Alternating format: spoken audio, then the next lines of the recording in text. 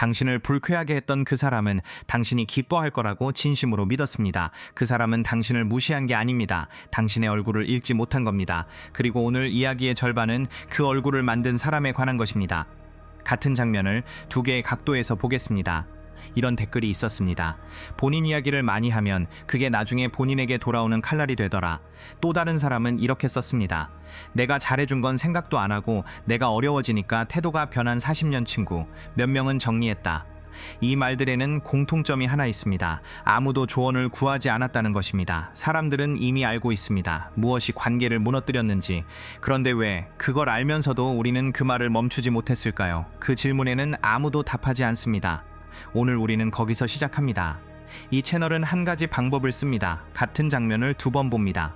한 번은 말한 사람의 각도에서, 한 번은 들은 사람의 각도에서. 왜냐하면 관계에서 벌어지는 대부분의 사고는 누군가 나빠서 생기는 게 아니라 두 사람이 같은 장면을 다르게 보고 있어서 생기기 때문입니다. 당신이 억울했던 순간을 떠올려 보세요. 상대는 아마 자기가 무슨 일을 저질렀는지 몰랐을 겁니다. 심리학에는 이런 연구가 있습니다. 자기 이야기를 꺼내는 사람은 듣는 사람이 함께 기뻐할 거라고 예상합니다. 그리고 그 예상은 거의 언제나 빗나갑니다. 말하는 사람은 상대가 느낄 기쁨을 실제보다 크게 봅니다. 동시에 상대가 느낄 짜증은 실제보다 작게 봅니다. 연구자들은 이것을 감정 예측의 보정 오류라고 불렀습니다. 여기서 중요한 건 이겁니다. 오류는 악의가 아닙니다. 그 사람은 당신을 불쾌하게 만들 의도가 없었습니다. 다만 당신의 표정을 잘못 계산했을 뿐입니다. 그래서 자랑하는 사람은 스스로 멈추지 못합니다. 멈춰야 할 신호를 애초에 보지 못하니까요. 그렇다면 이렇게 생각할 수 있습니다. 대놓고 자랑하지 말고 겸손하게 포장하면 되지 않을까? 이걸 확인한 실험이 있습니다. 대학생 113명에게 한 사람이 다가가 서명을 부탁했습니다. 부탁하기 전에 그 사람은 두 가지 중 하나를 말했습니다. 첫 번째는 이렇게, 원하던 인턴십에 붙었어요. 두 번째는 같은 소식을 이렇게, 인턴십은 됐는데 파리까지 가야 해서 짐 쌀 생각에 벌써 머리가 아프네요. 똑같은 합격 소식인데 두 번째는 걱정으로 포장했을 뿐입니다. 이게 바로 겸손을 가장한 자랑입니다. 결과는 이렇습니다. 그냥 자랑했을 때 서명한 사람은 85.7%, 겸손하게 포장했을 때는 64.9%였습니다. 포장이 오히려 손해를 키웠습니다. 여기서 잠깐 멈추겠습니다. 이 실험은 대학생 113명, 커피숍 8곳, 사흘 동안 이루어진 한 건의 현장 실험입니다. 효과 크기는 중간 정도였습니다. 서명을 했는지 안 했는지가 호감의 완벽한 척도도 아닙니다. 그러니 이 숫자를 법칙처럼 외우지 마세요. 이 연구가 말해주는 건 하나입니다. 겸손이라는 포장지는 생각만큼 두껍지 않다는 것. 왜냐하면 듣는 사람이 반응하는 건 포장지가 아니라 그 안에 있는 내용물이기 때문입니다. 그런데 이상한 점이 있습니다. 우리는 모르는 사람의 성공은 꽤 잘 견딥니다. 뉴스에 나오는 억만장자를 보고 밤새 잠 못 이루는 사람은 없습니다. 그런데 40년 친구가 잘 되면 이야기가 달라집니다. 질투는 나와 비슷하고 나와 가까운 사람에게서 가장 강하게 일어납니다. 왜냐하면 나와 비슷한 사람의 결과만이 나에게 쓸모있는 정보이기 때문입니다. 그 사람이 할 수 있었다면 나도 할 수 있었어야 했다. 이 계산이 자동으로 돌아갑니다. 그래서 가장 가까운 사람 앞에서의 자랑이 가장 깊게 박힙니다. 당신이 아끼는 사람일수록 당신의 좋은 소식은 더 무겁게 도착합니다. 여기서 많은 사람이 잘못 알고 있는 게 하나 있습니다. 질투는 언제나 관계를 파괴한다는 생각입니다. 그렇지 않습니다. 질투에는 두 종류가 있습니다. 하나는 상대를 끌어내려야 편해지는 질투입니다. 다른 하나는 나를 끌어올리게 만드는 질투입니다. 같은 감정에서 출발해서 정반대의 행동으로 갈라집니다. 질투를 없앨 수는 없습니다. 방향은 바꿀 수 있습니다. 그리고 그 방향을 누가 정하는지가 오늘의 진짜 이야기입니다. 여기서 각도를 바꿉니다. 지금까지는 말한 사람의 이야기였습니다. 이제 들은 사람의 이야기입니다. 그리고 그 전에 반드시 짚어야 할 연구가 하나 있습니다. 4개의 연구에서 밝혀진 사실입니다. 좋은 일이 생겼을 때 그것을 누군가에게 이야기하는 행위, 그 행위 자체가 그날의 기분과 삶의 만족도를 높였습니다. 좋은 일이 생겼다는 사실만으로는 설명되지 않는 그 위에 얹히는 몫이 따로 있었습니다. 말을 꺼냈기 때문에 생긴 몫입니다. 그러니 좋은 소식을 삼키는 것은 겸손이 아닙니다. 그것은 손해입니다.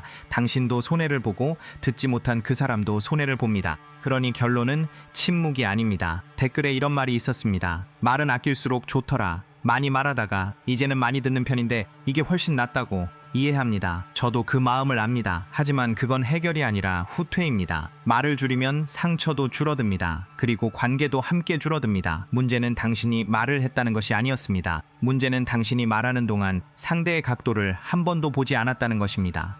같은 연구가 두 번째 사실을 보여줍니다. 좋은 소식을 말했을 때 생기는 그 이득은 듣는 사람의 반응에 달려 있습니다. 상대가 적극적이고 건설적으로 반응하면 이득은 더 커집니다. 수동적이거나 파괴적으로 반응하면 그 이득은 사라집니다. 네 가지 대답이 있습니다. 첫째, 정말? 어떻게 된 거야? 그때 기분이 어땠어? 둘째, 아, 잘 됐네. 그런데 밥은 먹었어? 셋째, 그거 나중에 세금 많이 나오는 거 알지? 넷째, 그렇구나. 첫 번째만이 관계를 키웁니다. 나머지 셋은 조용히 관계를 깎습니다. 그리고 대부분의 사람은 자기가 넷째를 하고 있다는 걸 모릅니다. 그리고 마지막 조각이 있습니다. 사람은 상대의 표정과 목소리와 자세를 자동으로 따라합니다. 의식하지 못한 채로 몸이 먼저 흉내를 냅니다. 그 결과 두 사람의 감정은 서로에게 수렴합니다. 이것을 감정 전염이라고 부릅니다. 그러니 다시 첫 장면으로 돌아가 봅시다. 말하는 사람은 당신의 표정을 잘못 읽었습니다. 그런데 당신의 그 표정은 그 사람의 목소리를 듣고 당신 몸이 먼저 만든 것이었습니다. 그는 자기가 만든 얼굴을 읽지 못한 것입니다. 두 사람 모두 상대의 각도에 서 있지 않았습니다. 이제 처음에 그 댓글로 돌아가 봅시다. 내가 잘해준 건 생각도 안 하고 내가 어려워지니까 태도가 변한 40년 친구. 그 사람을 변호할 생각은 없습니다. 태도가 변한 건 사실입니다. 다만 하나만 물어보겠습니다.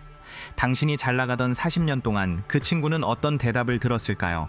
당신이 좋은 소식을 가져올 때마다 그는 몇 번이나 물어봤을까요? 그때 기분이 어땠느냐고. 그리고 그가 자기 소식을 가져왔을 때 당신은 몇 번이나 물어봤습니까?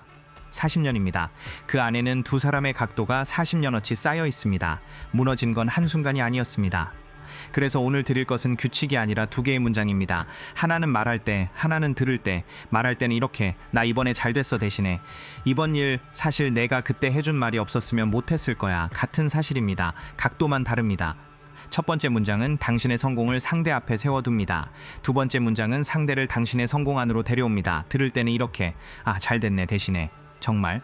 어떻게 된 거야? 그때 기분이 어땠어? 질문 하나가 상대의 하루를 바꿉니다. 그리고 연구에 따르면 당신의 하루도 바뀝니다. 자랑은 사라지지 않았습니다. 방향이 바뀌었을 뿐입니다.